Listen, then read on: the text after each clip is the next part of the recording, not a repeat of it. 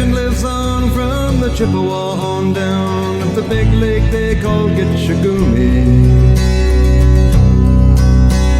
The lake, it is said, never gives up her dead when the skies of November turn gloomy. With a load of iron ore, 26,000 tons more than the Edmund Fitzgerald weighed empty. That good ship and true was a bone to be chewed when the gales of November came early. The ship was the pride of the American side, coming back from some mill in Wisconsin.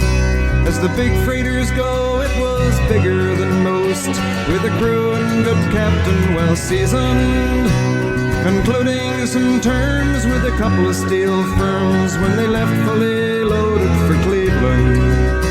Then later that night when the ship's bell rang, could it be the north wind they'd been feeling?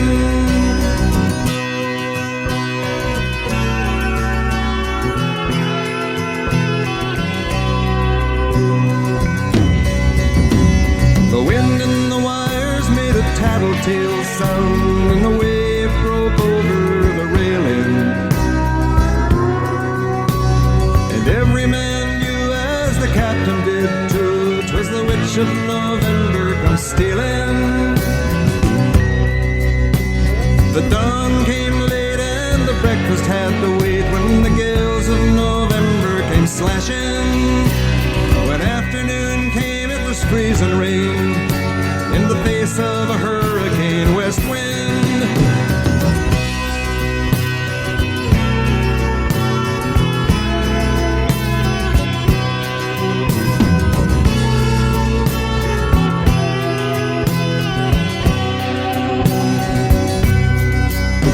When supper time came, the old cook came on deck saying, "Fellas, it's too rough to feed you."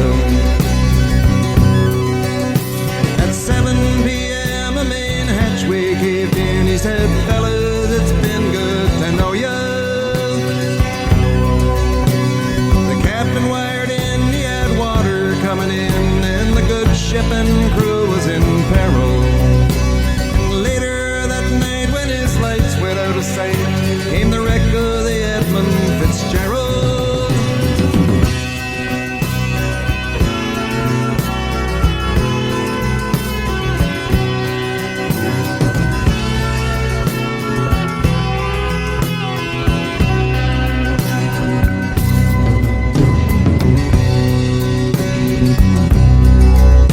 Does anyone know where the love of God goes when the waves turn the minutes to hours? The searchers all say they'd have made Whitefish Bay if they'd put 15 more miles behind her. They might have split up or they might have capsized. They may have broke deep and took water. And all that remains is the faces and the names of the wives and the sons and the daughters.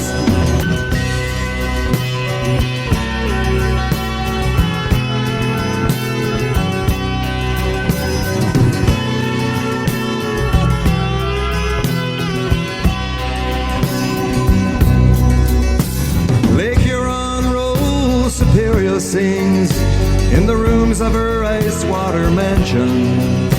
Old Michigan steams like a young man's dreams. The islands and bays are for sportsmen. And farther below, Lake Ontario takes in what Lake Erie can send her.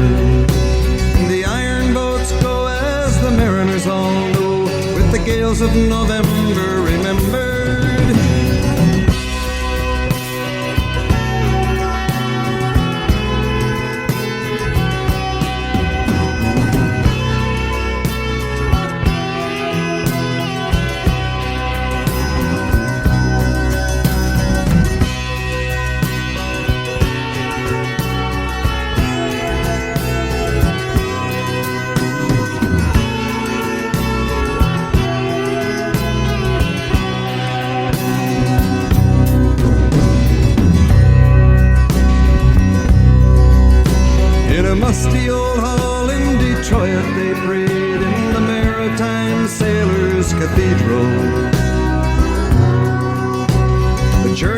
bell chimed till it rang 29 times for each man on the Edmund Fitzgerald.